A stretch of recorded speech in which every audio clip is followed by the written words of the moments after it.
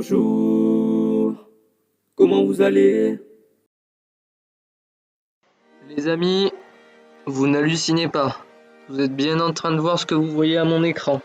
Vous voyez exactement la même chose que moi. Windows 11 Insider Preview version 22.000.51. Oui. Les amis, j'ai pas l'habitude de le dire, mais là, l'heure est grave. On est 3 jours avant le bac. L'oral, je suis défoncé. Mais on a Windows 11 et on va en faire une vidéo où on va découvrir cet OS. On y va! Let's go. Enfin, l'action va encore marcher après la mise à jour parce que ça, c'est pas garanti. Au revoir Windows 10. Ça aura été un plaisir de s'occuper de toi. On t'a eu pendant 6 ans. Maintenant il est temps que tu te fasses remplacer. Allez. Bonne nuit Windows 10. Attention, ça redémarre.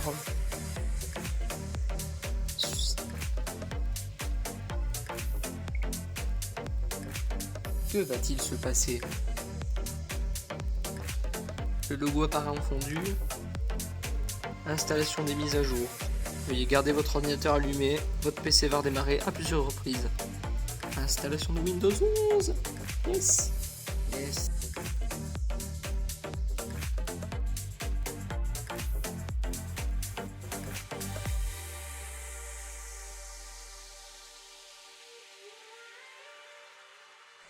Regardez-moi ça. Première Ça vient de nouveauté, s'installer. Elle est là. Oh oui. Oh, ça a l'air beau. Oh, ça a l'air magnifique. Bienvenue sur Windows 11, les gars. Et attention. Smartphone. Et voilà, Windows 11, messieurs, dames. Les amis, est-ce que je vous mentais quand je vous disais que c'était Windows 11? Non. Non, vous mentez pas. Et regardez, rien que la barre des tâches, elle est centrée. Yes. Et bien, on va faire un tour des nouveautés. Alors, qu'est-ce qui a changé sur Windows 10 par rapport à Windows 11? Et bien, déjà, vous voyez que la barre des tâches, elle est plus à gauche, mais elle est au centre. Alors, rassurez-vous, c'est changeable, parce que je sais qu'il y en a certains qui vont un peu gueuler. Le menu démarrer, regardez-moi ça. Vous vous souvenez des tuiles? C'est fini. C'est fini. Vous avez quelques applications qui sont déjà pré-lancées. Bon, moi, comme j'ai des... Vous avez par exemple Spotify, Netflix, To-Do, News, Picard, Xbox. Bon, ça marche pas encore super bien parce que c'est une insider, je le rappelle. C'est-à-dire que moi j'ai déjà l'appli Spotify, mais il me le détecte pas. Du coup, il va quand même me télécharger l'appli depuis le Windows Store. Alors vous avez Office, vous avez Xbox, l'application a été redesignée, vous avez le Windows Store qui a été redesigné, vous avez toutes les applications qui ont eu un nouveau design d'icône. Voilà, je vous laisse regarder. Vous avez également de nouveaux sons qu'on ira écouter tout à l'heure.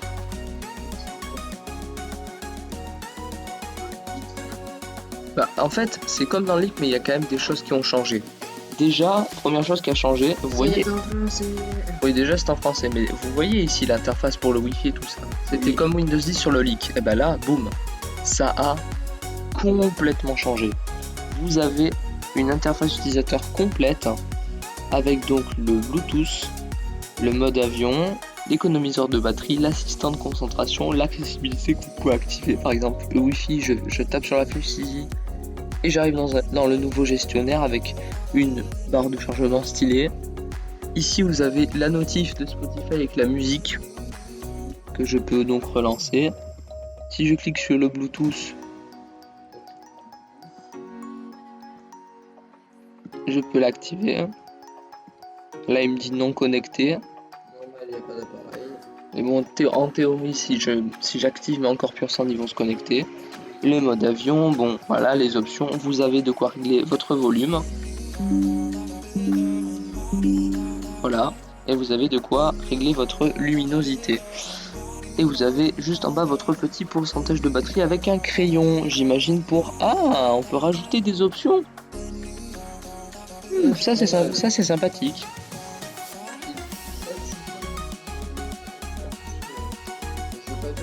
Android n'est pas modélisable faire ça. En fait, on voit un peu l'inspiration d'où elle vient. Alors, juste ici, on a le nouveau centre d'heure. Vous voyez, on a le calendrier juste en bas, les notifs en haut. C'est assez sympa. Avec, bon, évidemment, les animations. Je veux dire, regardez-moi ça, c'est carrément plus smooth que sur Windows 10. Les petites animations font plaisir.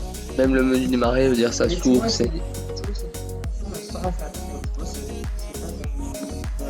L'explorateur de fichiers a été redesigné aussi. Alors attention, je vais agrandir, vous allez. Alors voilà, vous voyez déjà quand je veux me mettre en plein écran, vous voyez, on a ça. Alors vous allez me dire, c'est quoi ça?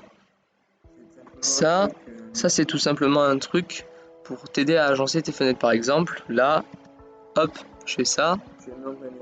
Quand je me mets en plein écran, vous voyez, on a des animations aussi. Vraiment, c'est très beau. Et vous voyez que l'explorateur de fichiers a été redesigné. On a de nouvelles icônes, mais c'est surtout la barre du haut qui nous intéresse. On va faire un zoom dessus. Ah, regardez, elle a été complètement redesignée pour être beaucoup plus simple, parce que je sais pas si vous vous souvenez, mais sur Windows 10 il y avait beaucoup trop d'options. C'était un bordel. Là vous avez des options pour les nouveaux dossiers, couper, copier, coller, renommer, supprimer, transférer, enfin vous avez vraiment des options assez simples. Là vous avez ici un petit menu pour les options supplémentaires. Si vous cliquez sur un dossier, vous avez également un nouveau menu, regardez. C'est plus celui de Windows 10 moche. On a clairement un menu beaucoup plus esthétique. Et on a une option qui permet directement de compresser un fichier zip. Nouveauté par rapport à Windows 10. Si je fais un clic droit sur le bureau, pareil. Vous voyez que on a un nouveau menu, mais si j'appuie sur Show More Options, on retourne au menu classique de Windows 10. Windows en français À moitié en anglais. En même temps, c'est le tout premier Insider. Hein. Ça nous dérange pas. Parce que moi ça va, j'arrive à comprendre l'anglais. Moi ça va aussi, tant que c'est de l'anglais simple, ça va. Alors vous avez alors on a le Windows Terminal. Alors Windows Terminal, qu'est-ce que c'est? Eh ben le Windows Terminal en fait c'est ça. C'est-à-dire qu'en gros, grâce au Windows Terminal, vous allez pouvoir ouvrir le CMD ou alors Windows PowerShell ou l'invite de commande sur le même terminal en fait. C'est-à-dire que là par exemple vous voyez j'ai Windows PowerShell d'ouvert et sur l'autre onglet j'ai le CMD d'ouvert sur une interface un petit peu plus sympathique. Petite feature assez sympa en somme. Ici je peux choisir ma taille des icônes, ça n'a pas changé pour le coup. Le trier par ça n'a pas changé. Nouvel élément avec évidemment les nouvelles animations. Plutôt sexy hein, on va pas se mentir.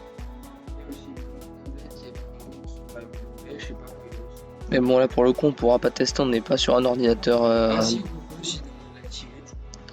Et là, ce qui est bien, c'est que même si tu prends Windows en mode tablette, la souris restera toujours activée. Parce que là j'ai l'impression que le mode tablette il est pas disponible encore sur cette version. Et ben il arrivera plus tard les gars. Mais bon, on va se rendre dans les paramètres et là préparez-vous parce que je pense qu'il y en a certains d'entre vous qui vont dire ah c'est cool, comme il y en a d'autres ils vont gueuler. Ouais. C'est comme à chaque fois Microsoft. Voilà. Un truc, hein, vous voyez, niveau interface, on arrive sur un truc complètement différent. Clairement, ça n'a plus rien à voir avec Windows 10. Alors, clairement, moi je pars du principe que clairement c'est bien fait, c'est bien organisé, mais c'est spécial comme organisation. On n'y était pas habitué. On a été habitué pendant 5 ans à l'organisation de Windows 10 qui apparaît à l'écran. Quand on se retrouve avec ça, ça va faire bizarre. Mais bon. Vous voyez que donc les paramètres sont bien expliqués, il y a des belles animations entre les onglets. Vous avez donc votre mise à l'échelle, votre résolution, votre dimension. Bref, vos options avec plusieurs écrans. Excusez-moi, je baille, je vous rappelle qu'il est 7h du matin. Voilà. Vous a... 7h10. Voilà, donc dans le Bluetooth, alors vous avez une interface mais genre super cool, voilà, regardez. Vous avez une interface avec donc en fait ça ressemble un peu à Harmony OS hein. On dirait un peu un super terminal en mode Harmony OS parce que vous avez Vous avez des illustrations de vos périphériques. Timebox Evo, Anchor Pure Sound, enfin vous voyez. Au niveau des devices, on peut en ajouter. Bon, c'est encore en anglais, vous voyez que c'est marqué Add Device. Imprimante et scanner, earphone, appareil photo, pavé tactile, USB, enfin on peut vraiment tout paramétrer. On va surtout se rendre dans la personnalisation et là c'est intéressant. Parce que là, vous avez donc vos thèmes. Donc vous en avez des préfets qui sont juste ici. Par exemple, vous avez celui-là. Voilà. On va appliquer. Et là, vous voyez, ça a mis le fond d'écran avec la fleur. Vous avez évidemment l'effet de transparence sur le menu démarrer pour que ça soit beau. Vous pouvez changer évidemment individuellement l'arrière-plan si celui-là il vous plaît pas. Vous pouvez changer également les thèmes. Et là, vous en avez vraiment beaucoup par contre au choix. Vous pourrez le constater par vous-même. Nous, on va mettre ce fond d'écran là que je trouve magnifique.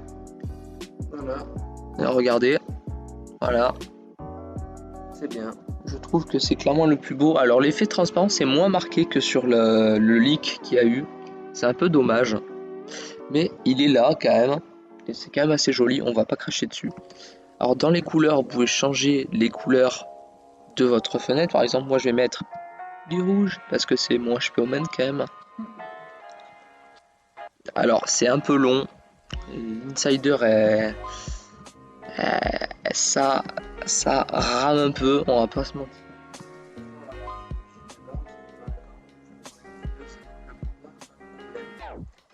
Mais bon, en même temps c'est la première build aussi. Moi quelque part ça ne me surprend pas. Couleur d'accentuation, voilà. Et donc là vous pouvez donc ajouter, vous pouvez donc faire en sorte que ça apparaît sur la barre des tâches et le menu démarrer.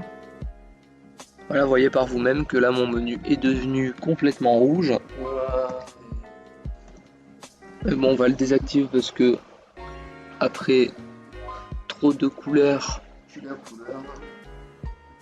après c'est pas beau. On a les paramètres de l'écran de verrouillage. Voilà, vous voyez qu'on a l'affichage de l'heure.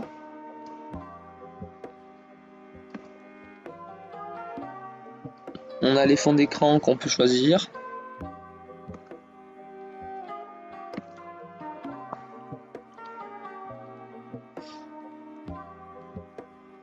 Alors, qu'est-ce que nous avons d'autre? Vous avez également le clavier tactile de Microsoft que Microsoft ont intégré dans Windows 11. Vous avez vos paramètres du menu démarrer, évidemment. Alors, qu'est-ce qu'on peut faire dans le menu démarrer? On peut afficher les applis plus utilisées, on peut afficher les dossiers, afficher les applications récemment ouvertes. Mais nous, ce qui nous intéresse, c'est vraiment dans le menu barre des tâches. Dans le menu barre des tâches, on va pouvoir choisir en fait les items de notre barre des tâches, non seulement. Et dans Taskbar Behaviors, on va pouvoir choisir de la mettre à gauche. Parce que je sais qu'il y en a certains que justement avec ce centrage ils vont hurler.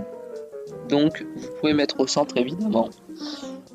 Rassurez-vous mes chers amis. Vous pouvez changer votre police et vous avez également l'utilisation de plusieurs appareils s'ils sont reliés entre eux. Vous avez un onglet application sur le smartphone. Vous avez votre mode jeu, la Xbox Game Bar et la mode capture. Vous avez donc des options d'accessibilité. On testera peut-être dans une vidéo consacrée à ça. Et là vous avez le menu de Windows Update qui a été redesigné. C'est maintenant beaucoup plus clean avec la fameuse nouvelle barre de chargement que vous voyez ici. Très très joli. Mise à jour cumulative pour Windows 10 version Next. Ah, il l'appelle Windows 10 version Next. Oh. D'accord. Original. Voilà, au niveau des paramètres, c'est tout. Qu'est-ce qui a changé ensuite? Le Windows Store, évidemment. Il faut qu'on aille y faire un tour pour voir. Et d'ailleurs, parlant du Windows Store, je parlais des applications Android et pour le moment, BlueStacks n'est pas mort. Voilà. Je le dis très clairement, pour le moment, BlueStacks a encore du temps devant lui. Même si pour le coup, quand même, on va pas se mentir, voir ça arriver. En fait, j'explique pourquoi BlueStacks, en fait, il a encore du temps devant lui. C'est parce qu'en fait, tu dois passer directement par des trucs en plus qui sont pas inclus directement dans Windows. Ah, ça, Faut le faire. dans cette version, ça s'appelle la boutique Microsoft. D'accord. Alors oui, effectivement, ça a été redesigné. Et oh, ah, je vois un petit truc là. Quand je mets ma flèche sur le truc, en fait, ça devient brillant un peu. Quand je passe ma flèche, ça brille. C'est plutôt sympa comme effet. Et effectivement, par contre, ça a été redesigné. Moi, j'ai juste un truc à dire. Inch'Allah, quand tu télécharges une application, ça se passe bien. Ah tiens, justement, on va essayer de télécharger une appli Android. Je sais pas si tu peux le faire avec le store, je suis pas du tout sûr. Je crois que si. Non, parce que je crois qu'il faut passer par Amazon Store ou un truc du genre. Je crois même qu'on peut installer des APK. Non, il me semble apparemment ça marche pas non. Je sais pas trop. Voilà, et là par exemple, du coup, si je décide de lancer mon appli. Ah d'accord, c'est l'application pour bureau en fait. Ouais, c'est ce que je pense. C'est pas l'application Android. C'est ce que je pense. C'est dommage. Passer par Amazon Store, aller télécharger. Non, je crois que ce sera disponible dans le Windows Store, mais peut-être pas tout de suite. Le problème, c'est que Microsoft, il l'aurait dit en dernier, mais genre de manière discrètement, comme s'ils avaient un peu honte de dire non. Mais non, faut pas avoir honte, c'est une bonne nouveauté ça. Ouais, j'avoue, faut le dire. Voilà, ici vous avez votre bibliothèque, ça n'a pas trop changé par rapport à Windows 10. Mais l'interface a été remaniée, et là pour le coup je suis d'accord, ça me paraît tout de suite être plus intuitif que cette merde qu'on avait sur Windows 10 de Windows Store, excusez-moi, mais c'était quand même un peu la pire plateforme. Ouais, genre, ça. Mais là en tout cas ça a l'air beaucoup mieux, j'espère que Microsoft vont faire des choses pour que ça soit vraiment sympa à utiliser. Et écoutez, c'est la fin de cette présentation de ce build, on a à peu près vu toutes les nouveautés je pense. Et on se dit à la prochaine, dès qu'il y a une nouvelle build, on regardera ce qui a changé. Allez, à plouche. On va peut-être retourner se coucher nous. Non, maintenant on est réveillé.